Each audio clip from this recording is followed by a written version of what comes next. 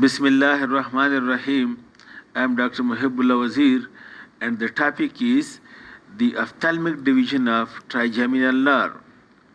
Note, this is the Meckel's cave or trigeminal fossa, and over here lies the trigeminal ganglion. Trigeminal ganglion then divides into three branches: the ophthalmic, maxillary, and mandibular. The ophthalmic and maxillary divisions both passes towards this cavernous sinus. So the ophthalmic division, which is the topic of today, it passes into the cavernous sinus at the sides of the pituitary fossa. And in the cavernous sinus, look, it lies in the lateral wall of the cavernous sinus. This is cavernous sinus, which contains the carotid artery, ophthalmic division, and then the maxillary, and then the oculomotor and abducens tracheal nerves. But this, you can see, this is the ophthalmic division of trigeminal nerve that lies in the lateral wall of the cavernous sinus. And after coming out of the cavernous sinus, and this is the anterior end of cavernous sinus, it divides into three branches. And these three branches called as lacrimal, the frontal nerve, and the nasociliary. The three divisions are three branches of the ophthalmic division of the trigeminal nerve. And note that the ophthalmic nerve, as soon as it come out of the anterior end of the cavernous sinus, over here it gives small meningeal branch to the dura mater of the middle cranial fossa, and then these three nerves, it passes through this superior orbital fissure, this one, to enter into the orbit. Okay, now the ophthalmic division, look over here please. Look, this is the trigeminal ganglion, and the three, then this is the ophthalmic nerve, and this is then the maxillary, and that is the mandibular. Look, the ophthalmic nerve, after giving this small meningeal branch, it divides into three branches. Look, this is the frontal branch, then this is the lacrimal, and this one is the nasociliary. Note another point, that the ophthalmic nerve, when lies in the lateral wall of cavernous sinus, it picks up sympathetic fibers from the cavernous sympathetic plexus of nerves. These sympathetic fibers which join this ophthalmic nerve, they travel along with it, and it supplies the dilator pupillae muscles of the eye, the pupil. They dilate the pupil. These sympathetic fibers travel along with the ophthalmic nerve and supplies the dilator pupillary muscles. Then the lacrimal nerve, look, it enters the lacrimal nerve, it enters the lacrimal division of the trigeminal nerve, it enters into the orbit to the superior orbital fissure, later to the tendinous ring, and passes in the orbit anteriorly. And then it receives secretomotor fibers from the zygomatic nerve through this communicating branch.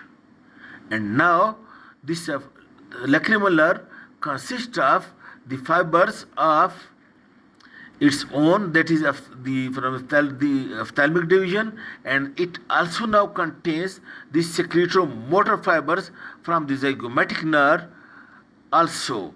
And these secretomotor fibers, which is received from the zygomatic nerve, it are being distributed to the lacrimal gland. While the lacrimal nerve by itself it is sensory to a small part of the lateral part of the skin, this lateral part of the skin of the upper eyelid, and small part of the conjunctiva in the lateral part. Okay, you can see it also over here. Look, this is the superior orbital fissure, and this you can see, this is the tendinous ring. And look, this is the ophthalmic nerve, and the three divisions of the ophthalmic nerve. Look, this one is the frontal, and this is the lacrimal, and this is the nasociliary. The nasociliary passes through the tendinous ring, while the two passes lateral or out of tendinous ring. Now the lacrimal nerve supplies the lacrimal gland and the small sensory fibers to the lateral part of the upper eyelid and the concerned conjunctiva. Then the second branch is the frontal nerve. Look, the frontal nerve, it also enters through the superior orbital fissure and later to the tendinous ring into the orbit, and it runs above the levator palpebrae superioris muscle. Look over here. Look, this is the frontal nerve, and this is the levator palpebrae superioris muscle. It lies above the levator palpebrae superioris, and below that is the lacrimal nerve. This was the lacrimal. It runs above the levator palpebrae superioris, and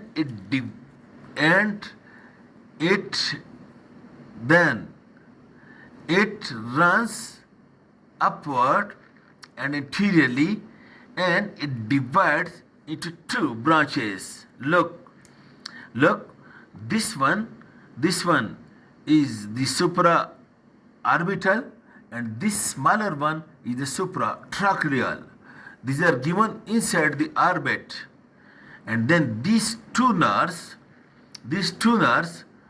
it comes out. Look, it comes out from the orbit. These both nerves you can see. Look, this is the supraorbital nerve and artery, and this is the supratracheal nerve and artery. It comes from over here, look, through this notch to come into the forehead. The supraorbital lateral and supratracheal medial. And it supplies the supraorbital nerve, look, and its supraorbital nerve, it supplies this, look, this frontal air sinus, and it supplies the upper eyelid, and it supplies the forehead and scalp up to the vertex. Look, it supplies the frontal air sinus, it supplies the forehead, the supraorbital, supratracheal, up to the vertex, while the middle strip of skin over here, it is supplied by this supratracheal. A small strip of skin in the medial region, it is supplied by supratracheal. Otherwise, the supraorbital comes from this side and also from this side, and supplies the front of the scalp as far as the vertex, and it also supplies the frontal air sinus and the upper eyelids, while the supratracheal nerve, it supplies this front part of the skin of the forehead of the intermediate region. This is the frontal, and then the third nerve, the third division of the ophthalmic nerve, it is the nasociliary. Look, this one, this nasociliary, note the point, it is sensory. Okay, now this third nerve, look, the nasociliary, this one, it enters into the orbit again through the superior orbital fissure, but through the tendinous ring. Look over here, please. Look, this is the nasociliary. It enters this tendinous ring, the two lateral to it, while the one it passes through the tendinous ring. And this nasociliary nerve, note the point, it is sensory. Note, it is sensory to the whole of the eyeball. It is sensory to the paranasal air sinuses, phenidal air sinuses, ethmoidal air sinuses, and maxillary air sinuses. And it is sensory to the some part of mucosa of the nasal cavity, and it is sensory to the skin on the outer surface of the nose over here, to the ella and to this bridge of the nose. And note this part, that it also carries sympathetic fibers to the dilator muscles of the pupil. The nasociliary nerve carries this, and it is having the following branches. You note over here, please. Look, this is the nasociliary nerve. Look, this is the posterior ethmoidal nerve. This is the anterior ethmoidal, and this is the infratracheal branch, and one is the long ciliary nerve. The infratracheal nerve, you can see it over here as well. Look, this is a supratracheal, and this is the infratracheal nerve over here. Look, this is infratracheal. Well, this is the infraorbital, which we'll see. The infratracheal nerve, it supplies over here the skin over the bridge of the nose, and also over the dorsum of the nose. And in this way, the nasociliary nerve divides into anterior, it gives branches. Anterior, posterior ethmoidal supplies the ethmoidal air sinuses, supplies the sphenoidal air sinuses, and it supplies the skin of the nose and some part of mucosa of the nose. And the long ciliary nerve, note, it gives sympathetic fibers to the dilator pupillary muscle as well. Okay, this is about the ophthalmic division of the trigeminal nerve. Thank you very much.